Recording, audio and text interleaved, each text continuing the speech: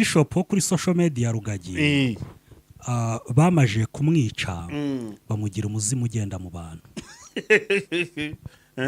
uri kubyumva bishop nyawe itangazamakuru ryaramwishe rimaje kumwica rimuhindura umuzimu rimugendesha mu bantu kuko bishop nari nsanzwe wo narinzi kuri social media ntago ari we nahuye nawe nahuye n'umugabo utuje umugabo w'Imana uciye bugufi umugabo muganira agafunguka akakubwiza ukuri umugabo utiyemera umuntu uri hambo umuntu sinzi uko namuvuga insengero zafunzwe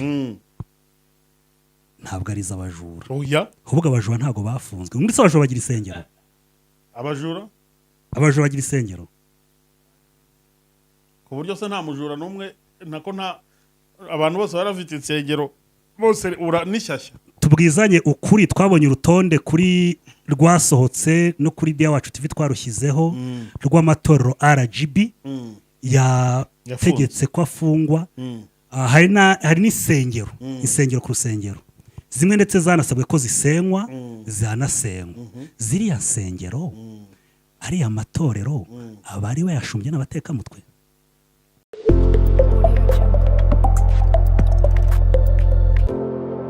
ni mutwemerere dutangire tubasuhuza kandi tubaramutse mu izina rya Yesu Kristo aho muherereye hose abari mu ntara y'amajyepfo n'amajyaruguru iburengerazuba ndetse n'iburasirazuba tutibagiwe abari mu mujyi wa Kigali no mu bindi bihugu bya hafi y'u Rwanda ubwo no kuvuga ibihano umupaka n'u Rwanda nibiri ku mugabane wa Afurika kure ndetse no ku yindi migabane muri Canada muri Amerika muri Australia ndetse n'abari ku mugabane wa Aziya na tutibagiwe abari ku mugabane w'i Burayi. Turavuze ngo Imana nigikomeza guhira imirimo y'amaboko yanyu. Iki kiganiro tugiye gukora ni kiganiro cyiza nuza kugikurikira ndabizi neza ko uri buze kugira icyo wunguka. Reka rero mbasuhuze cyane ndi kumwe rero n'umuvandimwe umunyamakuru mugenzi wacu tugiye kuganira turaganira ku bintu bitandukanye ni munyemere ntagire musuhuza mwiriwe neza kandi muraho mwiriweho amakuru tuguha ikaze kuyobokamana TV nawe tukagusaba kuduha ikaze kuri Dia Wacu TV kuri Dia Wacu TV ariko wenda tutararenga aho ngaho wenda iryo zina rya Dia Wacu uraza kuri dusobanurira ariko uratangira no kwibwira abantu badukurikiye bamenye ngo tugiye kubana nande muri iki kiganiro abakunzi ba Iyobokamana TV ni ubwa mbere bambonye ubwa mbere rero ndabashimiye cyane Joy kuba uyu munsi nanjye mwashimye kongera kuri kamera za Iyobokamana TV ariko natwe turagushimiye kuba tugejeje kuri Dia Wacu rero bakunzi b'Iyobokamana TV ndabashoje cyane nitwa Dia Eugene kandi ndabakunda cyane ndabizi ni umugisha ukomeye cyane kuba ngeze hano ku Iyobokamana TV nzi ko ahangaha hari abakunzi benshi b'iyobokamana kandi nanjye mu buzima busanzwe ndi umukozi w'Imana ndi umwe mu bihaye Imana bakora umurimo w'Imana hano mu gihugu cy'u Rwanda nyuze mu buryo bugiye butandukanye rero nishimiye kubana namwe hano kuri kamera za Dia Wacu TV mu busanzwe nigiye muyobozi wa Dia Wacu TV kandi nkaba n'umunyamakuru wayo. Dia Wacu ubwo no kuvuga ko bituruka ku izina ryawe. Dia ni izina ryanjye. Yego. Ngira rero ngo ni ibintu byumvikana cyane kandi ni ikiganiro kiri bubere broadcast ku Iyobokamana TV ndetse no kuri Dia Wacu TV nkuko twatangiye rero tubigarukaho. Mumeze neza se murakomeye kuri Dia Wacu? Yego kuri Dia Wacu turashimira Imana turi kubona abakunzi bari kugenda biyongera ndanasaba n'abakunzi b'Iyobokamana TV kuba basura channel yacu bakanaduha subscribe ni Dia nkuko umuntu yandikira sheriwe mu rurimi rw'icyongereza ni Dia yo mu cyongereza ubwo ndi kugira ngo abantu bajya njyambwira ngo Dia bakayoberwa uko baryandika cyangwa bakaryumva bagatinda kuryumva ariko ni inyuguti zoroshye nkuko umuntu yandikira sheriwe mu cyongereza Dia nyine Dia D E A na R mu kinyarwanda. Yego ngira ngo birumvikana cyane.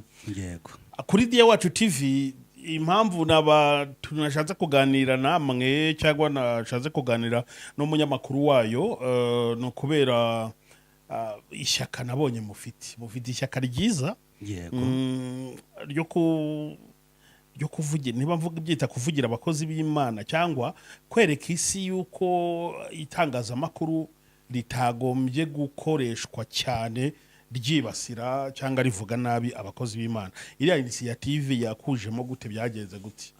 Ntabwo ari abakozi b'Imana gusa. Kuri Dia Wacu TV twifuza kuba ariho hantu umuntu yasanga ukuri.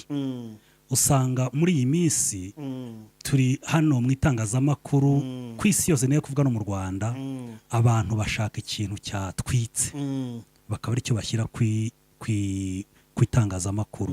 Rero itangazamakuru by'umwihariko twaryita, ubundi bakunda kuryita ubutegetsi bwa kane. Yego. Impamvu baryita ubutegetsi bwa kane ni uko rifite ijambo, rishobora gukiza ikintu cyangwa rikakica, rishobora kukuzamura rikakugira igitangaza cyangwa rikakumanura rikagusira ibanga. Rero usanga itangazamakuru ryo muri iki gihe cyane cyane mu gihugu cyacu cy'u Rwanda, mu gihugu cyacu cy'u Rwanda cyane niho ndeba, kuko niho niho nkorera, niho nkurikirana ibiganiro byaho. Usanga itangazamakuru riri, sinzi niba hari umuntu waryishyuye, niba hari izindi mbaraga ziryihishe inyuma, ariko usanga itangazamakuru riri gukora cyane mu kwandagaza umurimo w'Imana, ku buryo usanga abanyamakuru bihutira kuvuga inenge babonye ku mushumba, ariko ntibihutire kuvuga ku cyiza cyakozwe n'umushumba. Jewe tubwizanyije ukuri, nta koko abashumba n'abatekamutwe. Aha, icyo kibazo ngira ngo ibyo bintu nabikubitiwe inkoni nyinshi. Inkoni mvuga ntabwo ari ibi bibando tufata mu ntoki, ariko ishyaka ugira nanjye ndarigira. Yego. Ishyaka ugira nanjye ndarigira, nkunda cyane kuvugira abakozi b'Imana mu buryo bumwe cyangwa ubundi, abantu babinziho babinziho. Yego. Noneho hari igihe mu bakozi b'Imana havamo umwe akaba umutekamutwe. Yego. Babiri. Yego. Ariko itangazamakuru kuko ryabiremereje, yego, rigatuma abantu babiha ishusho ko abakozi b'Imana bose ari abatekamutwe. Ariko ubundi nk'uko mbajije, mu by'ukuri ntabwo abakozi b'Imana bose ari abatekamitwe. Abenshi ndetse n'abatari abatekamutwe. Tugiye kuri icyo ngicyo se, uyu munsi ishusho umukozi w'Imana afite mu Rwanda imeze ite?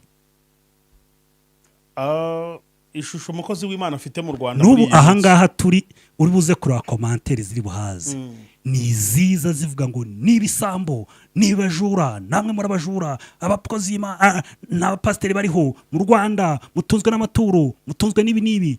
Mbese ikiganiro kiriho uyu munsi si n'uyu munsi, ni na inkuru ziri gushyuha cyane, ni zivuga n'abakozi b'Imana. Uzi se impamvu Dia?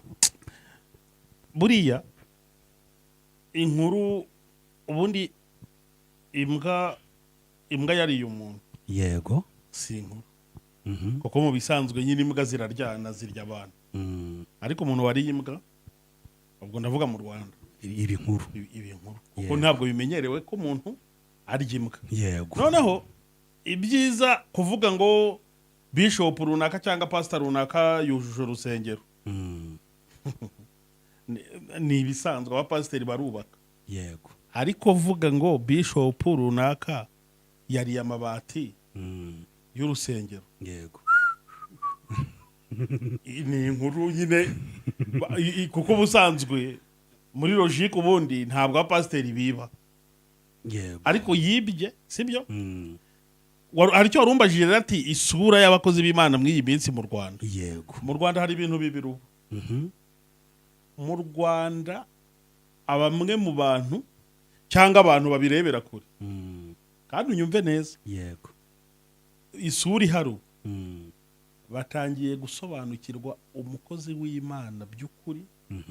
Urumva? Yego. Unyumve, n'abapapira bari kugenda, ibisambo biri kugenda irondo, abanyerondo bari bamaze iminsi barivanze n'abajura. Yego. None ubu mu Rwanda ikintu kiriho mu bakozi b'Imana nuko abanyerondo n'ibisambo bari kwicangura, bari kugenda bicangura ariko atatsi abantu bataza kubihuza n'ibindi.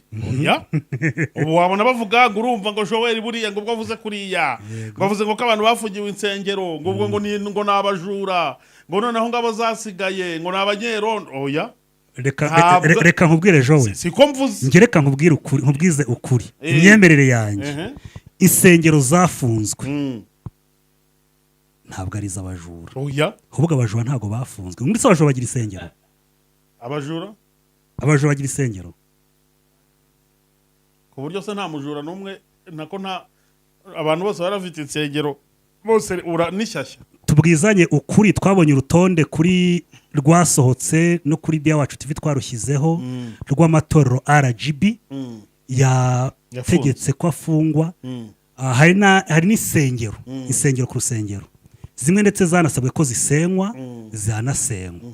Ziriya nsengero ariya matorero aba ari we yashumbye n'abatekamutwe.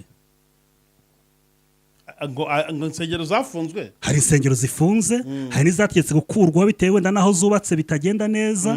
Ziriya nsengero ntabwo bivuze ko izakuweho bose ari abatekamutwe, ariko abenshi hari abari bashumbye. Soma gake cacu, sibyo? Urwo rusengero rwarafunzwe. Njye ntabwo uretse kunjyana, ntabwo ndajya kuri ziriya zari zitaranabaho.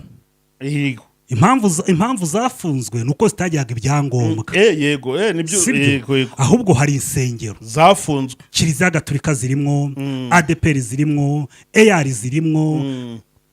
Numva nta toro na rimwe riri mu Rwanda rifite ubuzima gatozi ridafite urusengero rufunze rumwe cyangwa ebyiri. Abashumba bari bashumbye hariya kuri ziriya nsengero, hariya ziriya zifunzwe, ni abatekamutwe.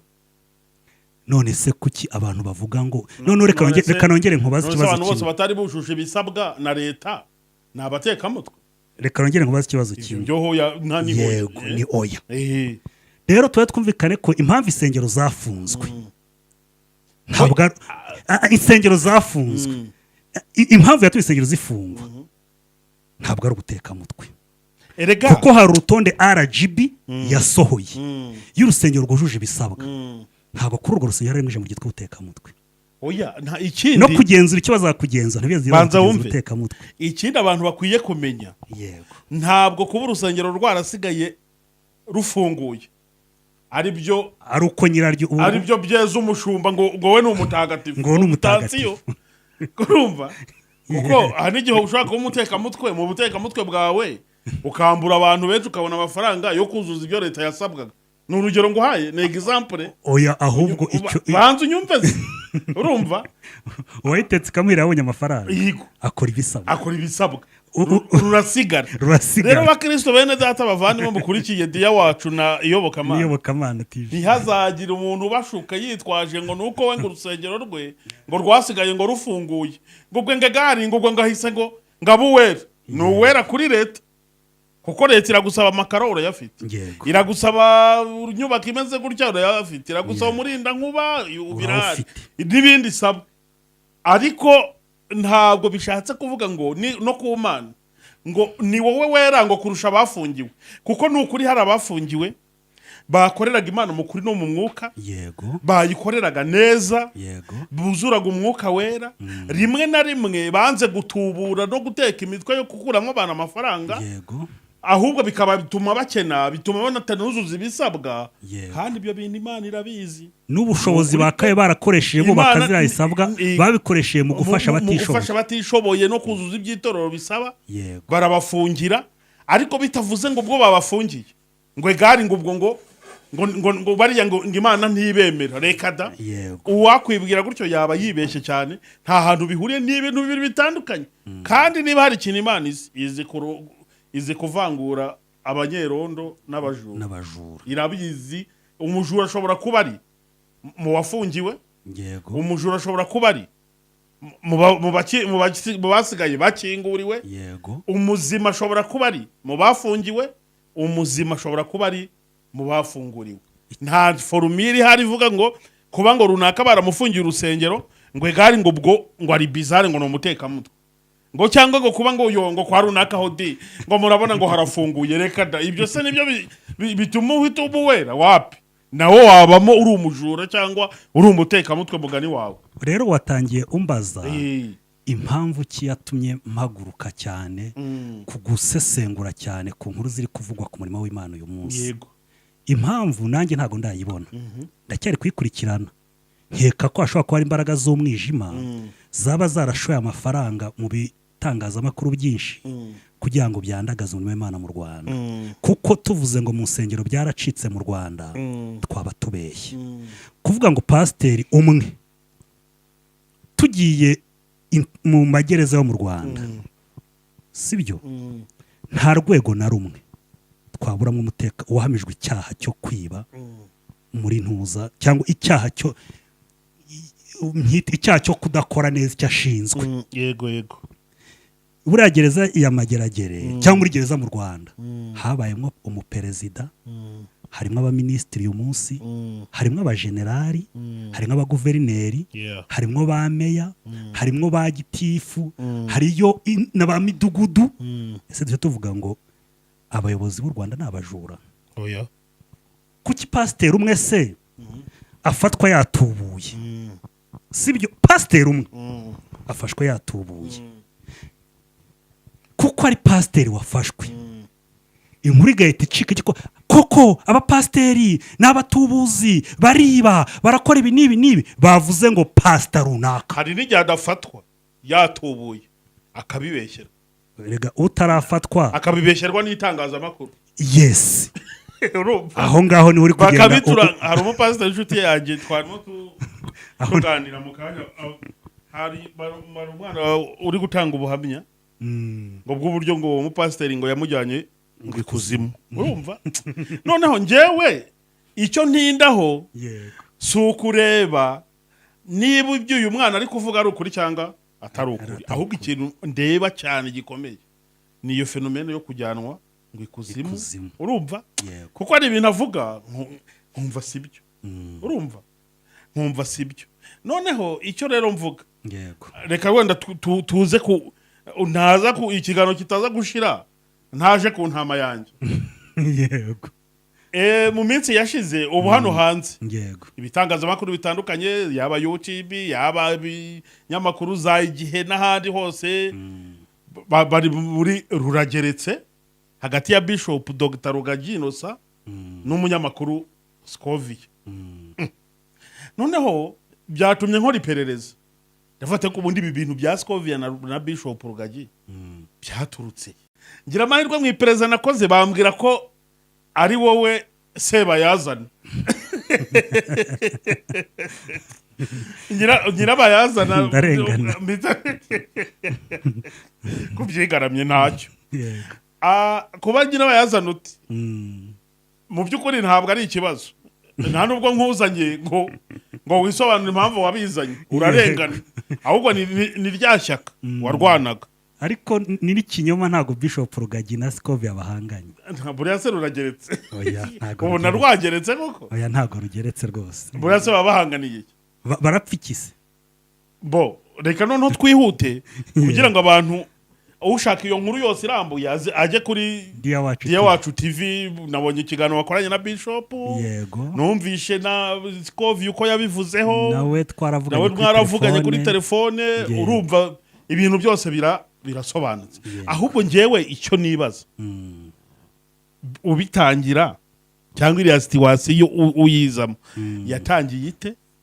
Ese wari uzi ko izaremerezwa nanjye ngo izaremera iroroshye izaremerezwa abenda aka kageni ku buryo ibinyamakuru bitangira kwandika ati rurageretse bombori. Urumva? Byatangiye ute byagenze gute?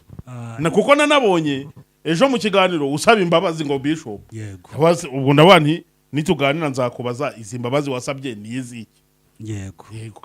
Urebye Dia Wacu TV ni channel imaze igihe. Yego.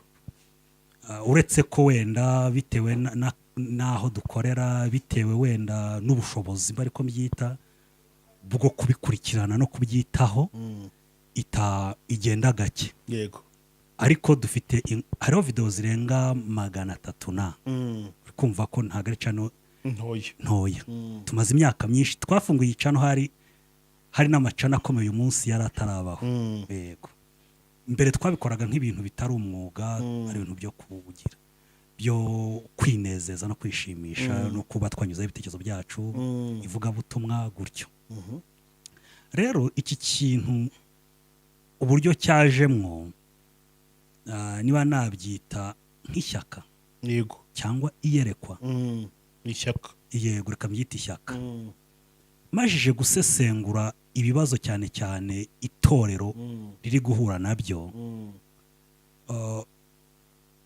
aho abantu bagenda bitiranya gahunda za guverinoma n'ibindi bakavuga ngo kuko umukuru w'igihugu yatangaje ngo mu itorero harimo ibisambo ni nabyo koko birimwo nibishakishwe nanone kandi ibyo ijambo rya perezida riza ryaje inyuma y'uko isengero zifungwa kandi isengero icyazifunze ntago hari harimo ubutekamutwe ahubwo abatekamutwe bitegure kuko leta irabaziye bo leta irabaziye izabacakira kandi leta yacu ntabwo ari leta wateka nk'imitwe kabiri utarafatwa icyatumye isengero zifungwa cy'ingenzi cyari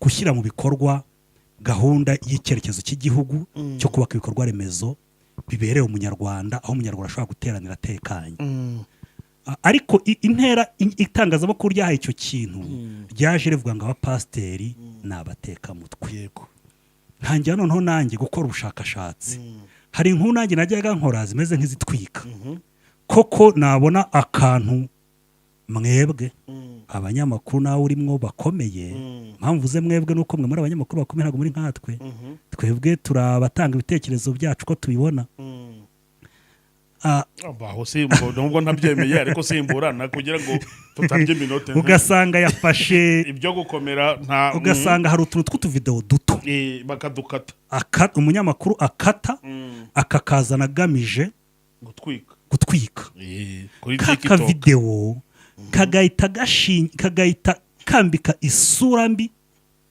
abakozi b'Imana ibinyamakuru bigahita bihaguruka bikandika abandi bakakwirakwiza zacu zigahaguruka abakozi b'Imana n'ibisambo abakozi b'Imana kuko ashingiye ku video kagace yego ubwo rero natangiye gukora ubushakashatsi ntangira kwibaza umuntu ku muntu n'ubu nguhaye n'abandi nzasohora ejo buri kugira ngo ubushakashatsi sohora natwe twibonera inkuru ukunda cyari muri ubwo bushakashatsi nkagira nkora ubushakashatsi nkibaza ni iyi video impamvu abantu bavuze ngo Scovia na Rugagi nuko video nayo kwa Scovia yego niba ari Scovia wayibanje ntabyo nzi ni ubwo harya ijugunye ubukene ya yindi ijugunye ubukene mu gitebo niba ari yego ariko iriya Bishop bigeze akora iyo video nyibonye ntuzari kwerekana yose ukabona mugani wawe nge ntago nayibonye ahangera itangazamakuru ryabihaye itandukanye na reality yari hari icyo gihe nge narayibonye nubirahari ariko banza birahari yego nanjye ndayifite icyo gihe ntabwo nayibonye none icyo gihe nanjye nkiri muri iyo angle yo gutwika twarayibonye ku kinyamakuru cyacu na bagenzi banjye dukorana tuyiheraho twambika abakozi b'Imana ubusa turabandagaza pe ese nabwe mwabanje kubambura yego ejo bundi rero mbonye intera biri gufata ndavuga nti reka ntange noneho nk'umukristo ntangire nkora ubushakashatsi ku bintu biri kuvugwa cyane ku itorero uretse no ku itorero ngewe ubu uyu munsi nizambona umuntu itangazamakuru mwahagurukiye nzajya nshima njye kureba ese iby'itangazamakuru muri kuvuga ni ukuri wenda ndabizi muzandwanya ariko Imana izanshoboza Imana izanshoboza nzagenda nce inyuma y'amarido njye kureba ese uyu muntu bari kuvuga ngo wenda yibye yego koko yibye nyiri inyuma njye kubireba ndebe ibyo ari byo niho rero twatangiriye duhera kuri ako ka video kajugunye ubukene umukozi w'Imana dukorana Pastor Sabiti Fred ndamuhamagara dukora ubusesenguzi kuri ako ka video ndetse tunagaragaza ko itangazamakuru riri kugira uruhare rukomeye mu kwangisha umurimo w'Imana abanyarwanda, kwangisha abanyarwanda abakozi b'Imana, mu kwangisha abanyarwanda itorero ry'Imana, umurimo w'Imana, mu kumvikanisha ko umuntu uhamagariye gukorera Imana atajyanwa no gukorera Imana, ubwo ajyanwe no kwiba. Yego, bivuze ngo umurimo w'Imana wahindutse ubutubuzi, kandi umurimo w'Imana si twe twawutangije, sibyo, twarawusanze tuzanawusiga. Yego. Noneho muri uko gukora icyo kiganiro ni episode par episode nibwo twagaragaje uburyo ki abanyamakuru dukoresha iyo video ya Scovia nambabarira, ariko nawe twaranavuganye nambwira ko nta n'ikibazo kuko nawe ajya akoresha video z'abandi.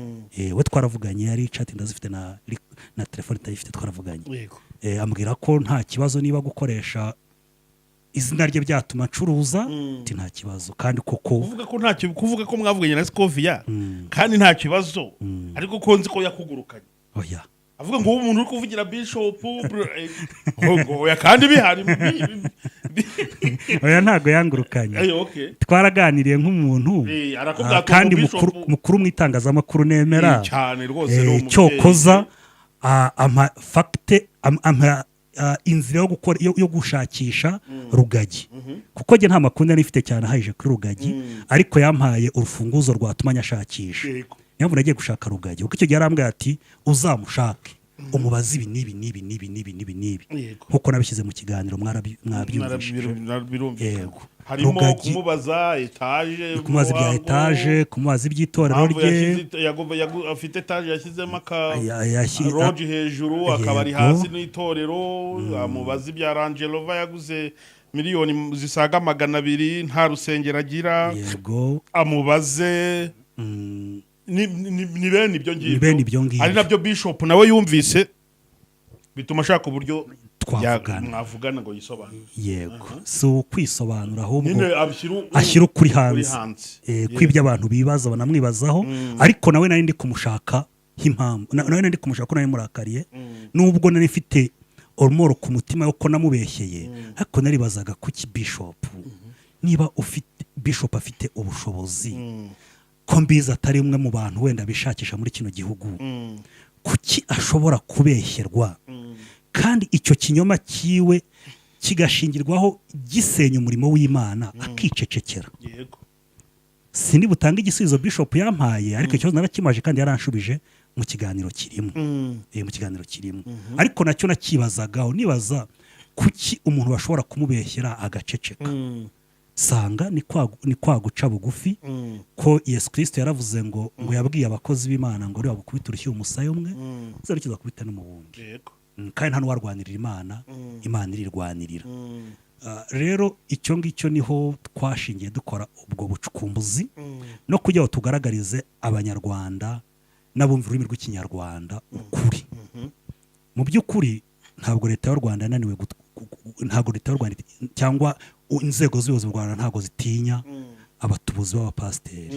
Tunazi n'abagiye bahamagarwa mu nkiko bakisobanura, wenda sinzi niba bahamijwe icyo cyaha kuko n'abashakashatsi ndabikoraho, ariko abo leta yagiye ihura ishishoza ikabona ibyo bakoze biri kubusanya n'amategeko, abo byamenyekanye barahamagawe kandi bagira gute baranisobanura. Nabo ntabwo ndibuze kuvugira amazina y'abahangaha barazwi. Yego. Aho rero niho nashingiye ntangira gukora ubushakashatsi, kugaragaza ese iyi nkuru yavuzwe ku mukozi w'Imana ni ukuri. Yego, niba se atari ukuri, icyishe inyuma yayo ni iki? Ukuri kwayo ko ni ukuhe? Ndashimira Bishop Rugagi kuba yarampaye umwanya. Yego, kuba yarampaye umwanya, nkeka wenda ko ari abo yawimye simbizi, cyangwa nyine Imana imuhereza umugisha kuba yarampaye umwanya. Njye n'ubwa mbere nari mubonye, ntabwo Rugagi nabonaga gutyo nyine nkuko tumubona kuriya ku mbuga nkoranyambaga, ariko duhura bwa mbere dukwana ikiganiro. Ariko kuba naramuhamagaye akanyakira akanemera gushyira ukuri kwe hanze, nabyo narayimushimiye. Mu by'ukuri rero icyo tugamije ni ukugaragaza ukuri. wamusabiye iki imbabazi? Icyatumye musaba imbabazi, mu myaka 2 ishize natwe twakoze ikiganiro cyandagaza abakozi b'Imana, okay. ndetse tunakoresha iriya video nka proof yego yerekana ko abakozi b'Imana batubura. Tunamukoreshaho imvugo itari nziza. Rero ijambo ry'Imana atubwira ngo niwajya gutamba igitambo cyawe ukamenya ko mwene so mufitanye icyaha, mufitanye ikibazo, uzasige ituro ryawe ku gitambo, ubanza usubira inyuma ujye kumusaba imbabazi. Niwamara kumusaba imbabazi ugaruka utambe igitambo cyawe. Hari aho yavuze ngo Mutesi Scovia natamusaba imbabazi azarimbuka. Nje ntago ndi bujye kuvuga ngo Mutesi Scovia arajye gusemba imbabazi Rugagi. Buriya umutima w'umuntu ni wo muhamya icyaha. Scovia azi ukuri kwe, we azi ukuri kwe. Niba icyo yakoze umutima w'umwemeza ko yajya gusemba imbabazi Rugagi, nk'umukristo ndabizi Scovia ni umukristo, nkurikije ahantu yabatirijwe hafi y'iwacu. Yego. Kandi n'umushumba wamubatije ni umushumba twemera ukuri, nk'uko mutazajya mutangaza. Bishop Birindabagabo ni umukozi w'Imana wakoreye Imana igihe kirekire, ugeze igahena ubuhamya bwe burazwi cyane. Yego, bari mu kiruhuko cy'izabukuru. Rero nawe nk'umukristo, niba koko umutima nama we bari igihe twe tujya twihagararaho, wenda ukavuga ati bitewe n'uwo uri we n'ikiri cyo, ariko hari igihe kigera icyubahiro cyose kikarangira. Yego. Twese tukisanga ahantu hamwe.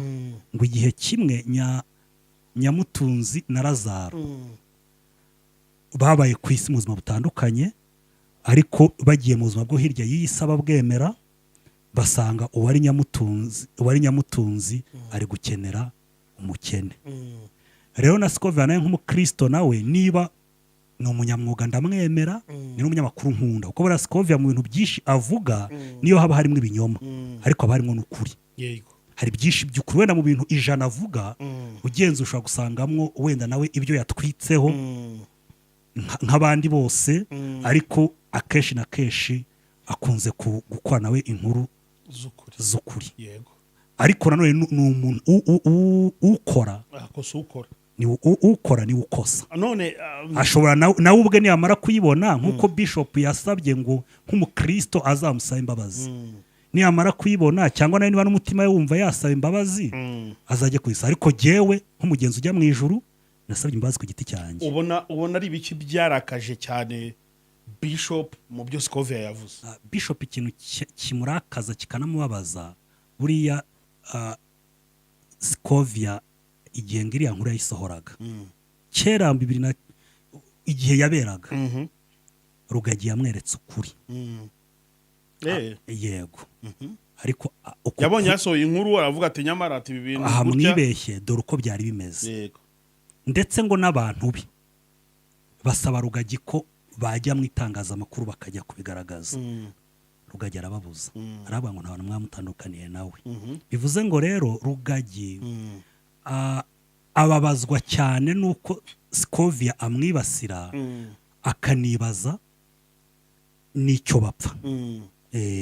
Uko nabonye Rugagi yashobora kuba yaranyuze mu gikari akereka Scovia ukuri, nk'uko natwe twakubonye. Yego.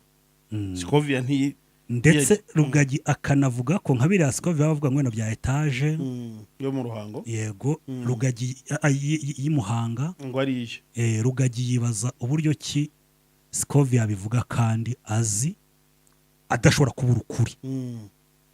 None akibaza ati se uriya haraho Bishop yavuze, haraho Bishop Rugagi yavuze Scovia afashe urugendo akajya ku karere, akaka UPI hariya hubatse ya nzu, akareba nyirayo, yamenya ukuri niba ari yanjye cyangwa niba atari yanjye. Yego. Kuki yabihamije kandi atarashaka ubushakashatsi? Ati Range Rover nk'umunyamakuru yakora ubushakashatsi akamenya aho ntabwo yabigaragaje. Yavuze ko yavanye muri Canada, aravuga ati Scovia aza ku bushakashatsi y'uburyo yayibonyemo. Ninjye wamubaje ntese yaba ari gift, arambwira ati azakora ubwo bushakashatsi atari ko abakristo be bo muri Canada bazi uko Range Rover yagize gute yayibonye nabonye muri comment y'abantu bagiye bagaragaza aho yayikuye muri comment nabonye abantu bagiye bayigaragaza bavuze ko yayikuye babizi bava ko ari umuntu w'umwenjeniyeri ushobora kuba yaremuyemo kado ngira ngo ni ibintu byumvikana cyane rero icyo ngicyo nicyo ubona ko gisa nk'ikirakaza Bishop Rugagi akavuga ati nk'umunyamakuru w'umwuga ndetse nivuganiye nawe n'abantu banjye bagejeje kumwereka ko ibyo bintu ari gukwirakwiza atari byo kuko nk'umunyamakuru w'umwuga yari akwiriye gufata akerekana ukuri nasiko biba tuvuganye yanyemereye ko yavuganye na Bishop Rugagi uretse ko ibyo ntabishyize mu kiganiro atari ngombwa nabonaga atari ngombwa ariko yambwiye ko bavuganye ngo akamubwira ati ni ikihe kintu nashingiraho mpamya kuri umunyakuri igihe utubura abantu none se reka rero tureke Scoville wowe nk'umuntu wabaye sebayazana nubwo utari kubyemera waba ufite gahunda yo gukomeza gushaka ukuri we icyo mvuga icyo nagusobanuriye urambwira ati video yajugunye ubukene sijugunye ubukene yonyine n'izindi wenda ndi gukora ubushakashatsi kuri video zagiye zandagaza abakozi b'Imana bagiye bagaragara nk'ibisambo bigatesha agaciro umurimo w'Imana waba ufite gahunda yo gukora ubwo bucukumbuzi swati gushaka ba nyiri video swati kuba wamanuka wenda ukajyara mu ruhango ukabaza babiguha rwose kwa Rugagi ho ndacyakomeje gukora ubushakashatsi no kugaragaza ku buryo abantu hari ukuri bazamenya yego cyagira ngo ni byiza nanjye nagufasha yego ndacyabikomeje ndacyabikomeje no kuzahora n'abakristo bari muri rateraniro yego bakaguha ubuhamya nibinaba ngombwa nzashaka uriya muntu Rugagi yafasha ariko ni uriya niwe ushingiyeho proof kuko abakristo abantu se zo kuvuga ata Bishop yamuhaye abashaka yatekeyemo ibyo bari areka abantu nabo ni nta munota icyo nabonye ariko uriya nyir'ubwite we ngira ngo yabisobanura uko biri icyo nabonye kuri Bishop Rugagi uriya Bishop Rugagi tuzi kuri kamera nicyo kintu rero nangiye kukubaza ntabwo ari we nari ngiye kukubaza ngo ukurikije uko wumvaga Bishop Rugagi muri social media ukurikije uko wamutekerezaga ukurikije nuko wamubonye mukorana ikiganiro mbese Bishop wo kuri social media atandukanye na Bishop Dr Rugagi Innocent gute kuko ntibahuye uko byasa kose Bishop wo kuri social media Rugagi bamaje kumwica bamugira umuzimu ugenda mu bantu uri kubyumva Bishop nyawe itangazamakuru ryaramwishe rimaje kumwica rimuhindura umuzimu rimugendesha mu bantu kuko Bishop nari nsanzwe wo narinzi kuri social media ntago ari we nahuye nawe nahuye n'umugabo utuje umugabo w'Imana uciye bugufi umugabo muganira agafunguka akakubwiza ukuri umugabo utiyemera umuntu uri hambo umuntu sinzi uko namuvuga turi naho ngaho twari turi wabonaga ari nyabagendwa ngewe si wenda sinje gutangaza ariko natunguwe no kubona n'abantu bakomeye baza bwa ati papa Bishop wacu mubyeyi bakomeye bijya mu rukanya gato namaranye nawe Bishop ndebye uburyo aca bugufi ndebye uburyo yemeye kwakira agacaro nka Dia Wacu TV kamba ndebye umwanya yampaye twamaranye umwanya muri tuganira birumvikana umwanya muri tuganira ndebye uburyo yanteze amatwi uburyo namazaga ikibazo akansubiza no kuri Bishop wenda reka mbwira abantu Bishop tubona mu itangazamakuru Bishop Rugagi itangazamakuru ryaramwishe imaje kumwica rimuhindura umuzimu rimugendesha mu bantu ariko siwe Bishop ntabwo ari we Bishop rwose ndavugisha ukuri oya nyine ndoze ko ariko wabibonye kandi nzavugisha ukuri niko wabibonye hari ijambo Bishop yavuze ngo ukuri kwagiye ngo koga ngo ikinyoma kiraza cyambara imyenda yacyo kirirukanka ngo noneho ngo kinyuzeho ngo bakajya bavuga ngo ikinyoma cyambaye ukuri rero ntabwo gira bwambike ikinyoma ukuri Mm. nuko jye Bishop namubonye Yego. nabonye ari umugabo uciye bugufi Mm. umugabo wumva umuntu uwo ari we wese Mm. umugabo utega amatwi Mm. umuntu w'Imana Yeah. nuko namubonye Nuko wamubonye. n'impamvu yampaye zatumye atarega itangazamakuru n'abamwandagaje Mm. cyane cyane we yapoetinga kuri Scovia Mm. ashobora kuba we azi uruhare rwa Scovia mu kumumanura Mm. cyangwa no kumutesha agaciro Mm. niyo mpamvu wabonye njye anashaka no guhunga izina rya Scovia ariko akahita ariza ari poetinga cyane Mm. bivuze ngo hari agahinda Scovia yamuteye Mm. nka Scovia nk'umuntu Mm. babizanyeho na Bishop ni ibyabo barabiziranye. njye tuvugana Scovia ntabwo ndamubona ku maso yanjye gutya cyakoze hano twize gutaha ubukwe ndamubona ari aho mu bukwe nk'abandi bose ariko uretse ko twavuye kuri telefone ntabwo turabona na sinanamuzi na Rugagi namubonye buriya uretse ishyaka ry'Imana ishyaka ryanje ritsika ku mutima ryo kubasha gucukumbura ngo nereke ukuri umushumba nzagwaho yari igisambo ibyanakoreshejwe nzababwira nti uyu bavuga ko yibaga abantu kandi dore aho yari ari kubibira ni ukuri uyu nguyu iyi video bavuga ko yibaga abantu ariko dore ahangaha ntiyibaga buriya rero abashumba cyangwa abakozi b'Imana hari ikintu kijya Rugagi namonyemwo ubukozi bw'Imana cyane ubukozi bw'Imana mubonye ni kwa guca bugufi kuba Rugagi yaza kuba yarakoze icyaha nk'uko twe tubibona kuri social media njye nari nzi ko Rugagi yahunze nuko njye nari mbizi none atajya kino kiganiro nzi ko Rugagi yahunze atari mu Rwanda natunguwe no gusanga ari mu Rwanda akomeje ibikorwa byiwe nta n'ikibazo afite nta kibazo afite rwose kuko niyo umuntu aganira akwereka pra y'itorero akakwereka imishinga barimwo akakwereka aho bari kwerekeza itorero ryabo n'icyerekezo cyaryo ndetse itorero rya Rugagi uyu munsi riri mu matorero mu Rwanda afite uburenganzira bwo gukora ntabwo ryahagaritswe burundu hahagaritswe burundu arazwi hari ibyo agomba kuza nk'uko n'abandi bose hari ibyo bari gusabwa kuzuza ariko iyo muhuye akwereka ishushanyo mbonera akakwereka aho yakerekanye yanyeretse UPI ubutaka itorero rimajiye kugura hirya no hino byanditse mu mazina ya Redeemed Gospel Church bitari mu mazina ye yarabinyeretse amaso ku maso ku buryo rero ikintu nari nkubwiye nti kuri Rugagi majije kubona ko atahagurutse ngo asakuze uzajya kumva wumve ubu umutubuzi iyo bamuvuzeho niba baramuka bamukomyeho gake wowe uzaza kurica n'uvuga uko yatubuye nawe ahita ajya kuri iriya avuga uko atatubuye azagura abanyamakuru bo kumufasha kumwambika umwambaro wera uri kubyumva ariko Rugagi aho naboneye ko ari umukozi aho nanjye remere ko ari umukozi w'Imana by'ukuri ni ukuba kiriya kintu cyaramubayeho akicecekera ntajye ntitwumve ngo yatanze ikirego muri RIB ntitwumve ngo yagiye kurega umuntu uwo ari we wese video yewe igakoreshwa ikajya hirya no hino ikamamara ikava mu Rwanda ikagera mu mahanga umukozi w'Imana naramubaje nikurekera avuga ati Yesu yaratubwiye niba badukubita urushyi umusaya umwe tuzahindukize badukubite no mu wundi biriya byanyeretse umukozi w'Imana ukuri muri iki gihe ngira ngo ni ibintu byumvikana cyane uyu mugabo urumva ko afite ibitekerezo bikomeye reka bigire urumva n'umunyamakuru ni umupasiteri afite ibintu byinshi akora muri iyi minisiteri y'ivugabutumwa tuzajya dukorana nawe ibiganiro byinshi mu buryo bugiye butandukanye ubu twari turi kuvuga kuri Bishop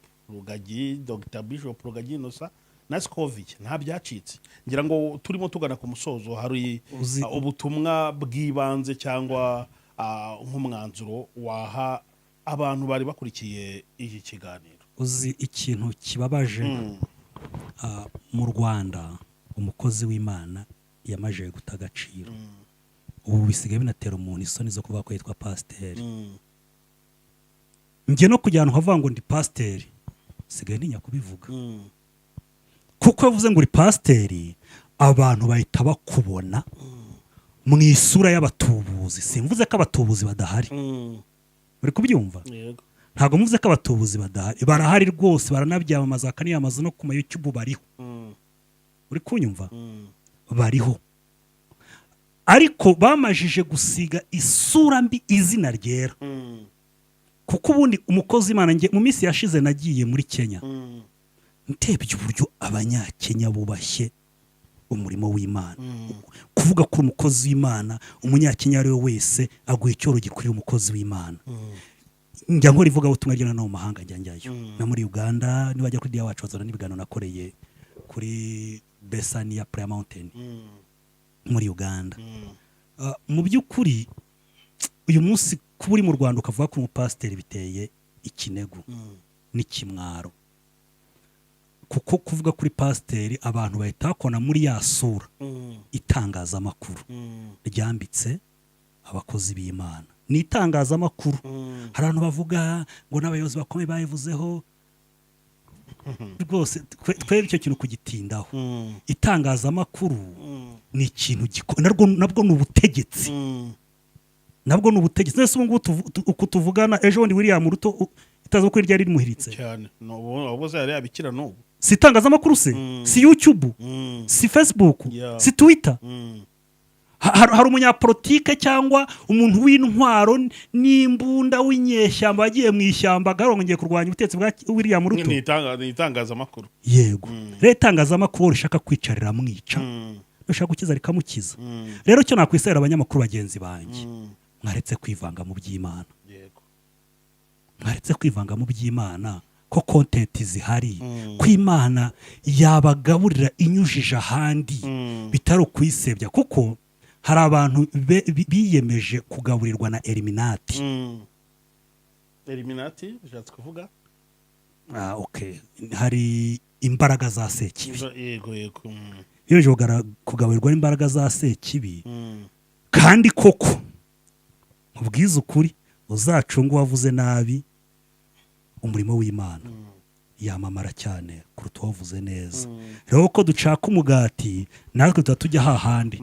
Uretse uze kuraba muri iyi video kiriya kiganiro twajyanye na Bishop, barutwitse abatwika nabonye batangiye gukatamwo amwe mu majambo Bishop yavuze, bakayakoresha mu gutwika, batayakoresha mu kubaka. Kuko numva uwakurikirana ikiganiro kingana n'isaha 40 nagiranye na Bishop yasobanukirwa ukuri. Ariko uri bugende yumva akantu gato agakata, undi akumva gato agakata. Ni nayo mpamvu no kwandika ngo Bishop Rugagi ahanganye na Mutesi Scovia, ariko mu kiganiro twajyaye ntabwo ubuhangane burimo bwa Bishop Rugagi na Mutesi Scovia. Kandi abantu bahanganye ubuduhanganye nyine twaba turi kurwana. Ndetse Mutesi Scovia hari icyo afite kuri Rugagi, na Rugagi ntacyo afite kuri we, akimufiteho yamurega. Sibyo twabyumva mu nkiko. Twe rero icyo turi gukora cyacyo nakwisabira abanyamakuru bagenzi bacu, nabasaba kwirinda gukubira abantu mu gatebo kamwe. Yego, niba Dia natubuye nibanzane nka Dia, boye kunyitirira urwego nkorera. Yego, sibyo, nibanzane nka Dia. Nk'urugero ugenda umurezi, muzo musanzwe ndi umurezi, ndi umwarimu.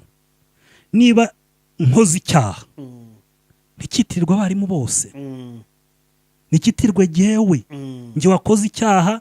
Bazi bavuga bati mwarimu witwa runaka yakoze icyaha, ariko bavuga ngo abarimu b'iki gihe. Sibyo, nibyo be kuvuga ngo abarimu b'iki gihe, abarimu ubwarimu bwa buteka mutwe.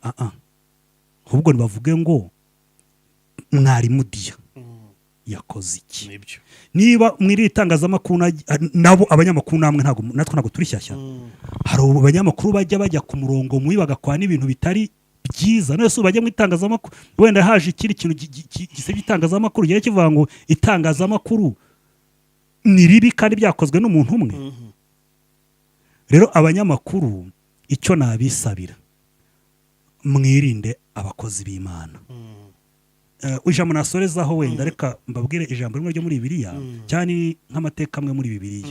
Umugaragu w'Imana Dawidi, Imana yagaye umwami Sawuli, imajije kumugaya ndetse yoza Samweli ajya kwimika Dawidi. Dawidi Imana imuzana mu rugo kwa Esawu nk'umuntu wari warakuriye mu mateka atari butumye abasha kuyobora. Imana imuzana mu rugo kwa Esawu kugira ngo akoreyo stage yo kuzaba umwami, kuko Dawidi yari aturutse ntabwo yari ubashe kuyobora, yahita yikubita ku ngoma gutyo atabanje kunyura kwa Esawu gukora stage. Igihe cyose yagiye kwa Esawu, Imana yagiye imuzamura, imukoresha ibitangaza, iramukuza, imugeza ku rwego rw'aho Esawu atangira kumwikangaho. Nako Sawuli atangira kumwikangaho. Igihe Sawuli atangira kumwikangaho yaramuhize. Amaje kumuhiga, Imana imumugabiza inshuro nyinshi. Ariko Dawidi yirinze guhangara. Uw'Imana yimikishije amavuta. Amen. Rero banyamakuru bagenzi banjye, mwakwirinze guhangara abakozi b'Imana. Kw'Imana bakorera mutayirusha imbaraga. Niba bari gukora ubu kano kanya, iyo gitifu yariye ruswa, leta yamutumye aramufata ikamufunga. Nibyo. Mujyango se barapasiteri bananiye Imana. Apasiteri tuzago bananiye Imana. Imana avuga ngo murabikora nk'abihorera. Mukibwira ko mpwanye namwe, ariko igihe kiragera Imana igahana, kandi Imana ihana nabi. Niko bimeze. Baretse nyir'umurimo akihigira ibisambo bye. Yego. Imana kwitananiwe abo bakozi b'Imana babajura, abakozi b'Imana bangiza umurimo w'Imana. Ngewe nemeranywa na leta mu guhereza umurongo itorero. Igihe kimwe nari muri conference muri Kenya ndi kumwe n'umugabo w'umuzungu 2018. None icyo gihe nari mpamaze ya conference twatimazemo nk'ibyumweru 2 mu Rwanda, itahazi ikintu cyo kuvugurura insengero. None ubwo naragenda mwegera ndavuga nti mwadufasha, dore insengero zacu bari kuzisenya. Ahita ambwira ati nabibonye. Avuga ati Imana ihereze umugisha Perezida Kagame, kuko afite iyerekwa rikomeye cyane. Nkurikije amazu ari kubakwa mu Rwanda, nkurikije imiturirwa muri mutuyemo mu Rwanda, gute abantu b'Imana baba bagisengera hariya kabisa. Nanjye hari inzu mbona aho idakwiye kwitirirwa izina ry'Imana. Nese abantu basengera muri iyo nzu, kandi ugasanga hari umuntu uri muri urwo rusengero ufite inzu nziza kuruta urusengero arimo. Rero Imana niba iri gukoresha leta kugira ngo aho Imana iramirizwa hagira agaciro, abanyamakuru mwibyuriraho ngo muzane ibindi. Yo muzane ibindi n'ibisambo mu itorero, Imana izakoresha leta. Ntabwo abanyamakuru, leta ifite intelligence, ifite inzego z'iperereza zikora neza. Igihugu cy'u Rwanda nicyo kiri mu bihugu bifite inzego z'iperereza zikora neza. Zizagenda zitoragura abo bajura gake zizabamaramo. Rero abanyamakuru bagenzi banjye, ni mureke ibya Kayizari mu bihe Kayizari, n'ibyo Imana muhereza Imana. Ngira ngo ni ibintu byumvikana cyane. Dia, reka tugushimire kuba waduhaye umwanya ukatuganiriza. Turibwira yuko nitwongera kugukena n'ubundi tuzakubona. Imana iguha umugisha kandi ihereze umugisha abantu mwari mudukurikiye. Bye bye. Yego, murakoze cyane. Abakunzi ba Dia wacu muhahe muronke, turabakunda. Amen.